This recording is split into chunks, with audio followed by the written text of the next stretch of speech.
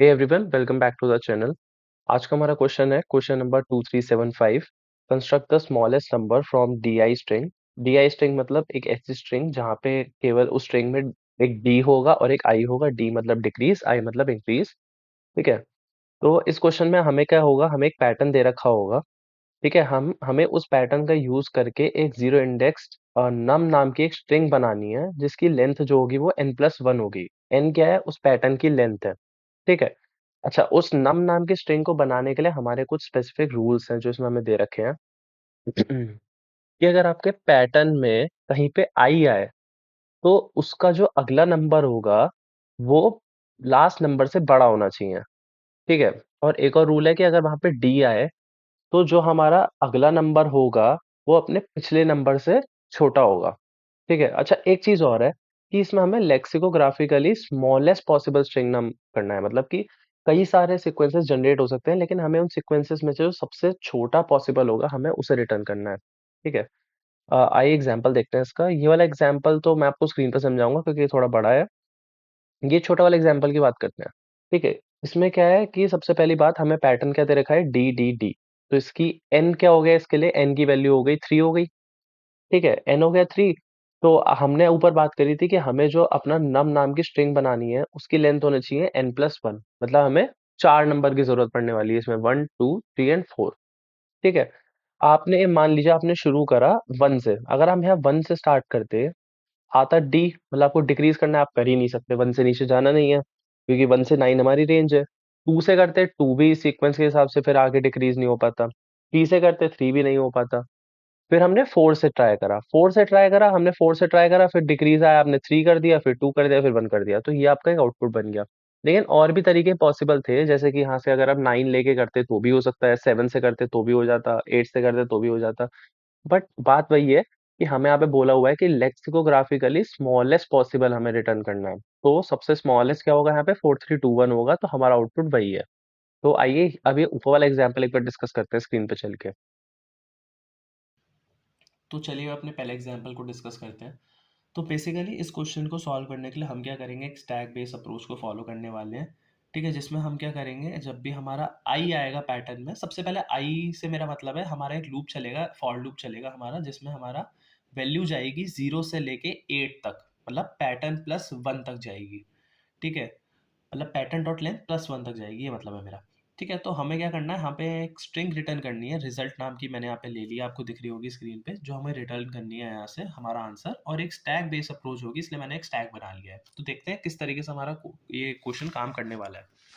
ठीक है, तो हम क्या करेंगे, जब भी हमारा आई आएगा पैटर्न में, लाइक यहाँ आई इक्वल टू 0 पे पाई है, जैसे ही हमारा आई आएगा हम यहाँ पे क्या करेंगे, अपना नंबर जो हम स्टैक में सिंपली पुश कराने वाले होंगे, 1 से स्टार्ट करेंगे ऑफ कोर्स, क्योंकि हमें लेक्सिकोग्राफिकली सबसे छोटा नंबर हमें बना के देना है।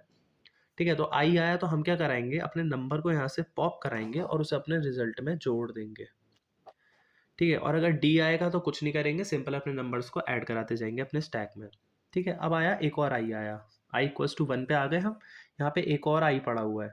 ठीक है, अब यहाँ पे भी आई पड़ा हुआ है, हम क्या करेंगे यहाँ पे, अब यहाँ पे 2 को ऐड करेंगे स्टैक में और अपने 2 को पॉप करा देंगे 1 की तरह, और उसको अपने रिजल्ट में जोड़ देंगे। तो हम क्या करते हैं, रिजल्ट में अपना जोड़ देते हैं, यहाँ पे रिजल्ट में आएगा हमारा यहाँ 2। ठीक है, अब हमारे आई इक्वल्स टू 2 पे क्या है, एक और आई है। हम क्या करेंगे, अपने स्टैक में अब की बार 3 जोड़ेंगे और 3 को पॉप करा देंगे और उसे अपने रिजल्ट में ऐड करा देंगे।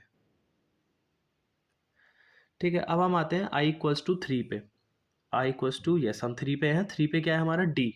डी आएगा तो हम कुछ नहीं करेंगे, सिंपली अपने नंबर को अपने स्टैक में पुश करा देंगे और आगे बढ़ जाएंगे। तो हम यहाँ पे 4 को ऐड करा देते हैं स्टैक में और आगे बढ़ जाते हैं। अब आए हम आई इक्वल्स टू 4 पे। आई इक्वल्स टू 4 पे एक आई पड़ा हुआ है, तो हम क्या करेंगे, पहले एक नंबर अपना ऐड कराएंगे अपने स्टैक में, 5। और हमने डिस्कस करा था, हमारा जैसे ही आई आएगा हम क्या करेंगे, पूरे स्टैक के सारे एलिमेंट्स को पॉप करा लेंगे। तो क्या आ जाएगा, 1 2 3 5 एंड देन 4, क्योंकि पॉप कराते टाइम सबसे ऊपर वाला एलिमेंट पहले बाहर आता है। ठीक है, अब आए हम आई इक्वल्स टू, कौन से पे थे, 0 1 2 3 4। अब आए हम आई इक्वल्स टू 5 पे। आई इक्वल्स टू 5 पे हमारा डी पड़ा है, तो हम सिंपली अपने एलिमेंट को पुश करा देंगे अपने स्टैक पे। तो आएगा हमारा 6। ठीक है, अब आते हैं हम अपने आई इक्वल्स टू 6 पे। आई इक्वल्स टू 6 पे भी एक और डी पड़ा हुआ है, तो हम क्या करेंगे, सिंपल अपने एलिमेंट को पुश करा देंगे और आगे बढ़ जाएंगे।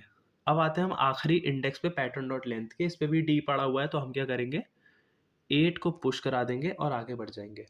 अभी कहानी खत्म नहीं हुई है, हमने बात करी थी कि हमारा आई कहाँ से कहाँ तक चलेगा, 0 से लेके 8 तक चलेगा। तो अभी हम 7 पे ही आए हैं, तो हमारा आई एक और बार रन करेगा हमारा लूप, और एक और नंबर को पुश कराएगा हमारे स्टैक में। तो 8 की जगह अब यहाँ एक नंबर और आ जाएगा, 9। ठीक है, अब हम एंड करेंगे। अब हमारा काम है, जैसे ही हमारा लूप खत्म होगा, हम क्या करेंगे, लाइन से अपने सारे एलिमेंट्स को पुश कराएंगे, ओ पॉप कराएंगे, और अपने रिजल्ट में जाके उन सबको यहाँ पे ऐड कर देंगे। तो कर देते हैं, चलिए ऐड। क्या आएगा, 1 2 3 4 के बाद आया हमारा 9 आएगा पहले, फिर 8 आएगा, फिर 7 आएगा, एंड फिर 6 आएगा।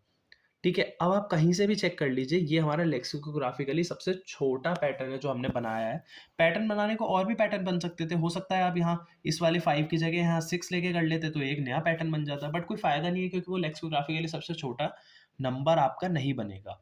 ठीक है, तो सिंपली हमारा इस तरीके से काम होने वाला है। अभी दोबारा एक बार मैं बताता हूँ, आई आएगा तो हम अपने नंबर को क्या करेंगे, स्टैक में पुश करेंगे, और जैसे ही हम, हाँ, तो जैसे ही हमारा आई आएगा तो हम क्या करेंगे, अपने स्टैक में अपने नंबर को पुश करेंगे, और फिर पूरे स्टैक के सारे नंबर्स को पॉप कराएंगे और अपने रिजल्ट में जोड़ देंगे। और जब डी आएगा तो क्या करेंगे, कुछ नहीं करेंगे, सिंपल अपने स्टैक में अपने नंबर को रखते हुए जाएंगे। तो चलिए इस सिंपल से क्वेश्चन को एक बार कोड पे करके देखते हैं कि किस तरीके से काम होने वाला है। जो काम हमने यहाँ किया है, हम सेम काम ही अपने कोड पे करेंगे अब। हाँ जी, तो चलिए अपने इस इजी से क्वेश्चन को कोड करते हैं। सबसे पहले हम एक एन ले लेते हैं जो हमारे पैटर्न डॉट लेंथ को ट्रैक करे। ठीक है, और हमने क्या बनाया था, हमने एक स्ट्रिंग बनाई थी रिजल्ट नाम की। यहाँ स्ट्रिंग बिल्डर बना लेते हैं ताकि हम इजीली उसमें अपेंड करा सकें रिजल्ट नाम की, रिजल्ट। ठीक है, और हमने क्या लिया था, एक हमने स्टैक लिया था। ठीक है, स्टैक लिया था इंटीजर टाइप का।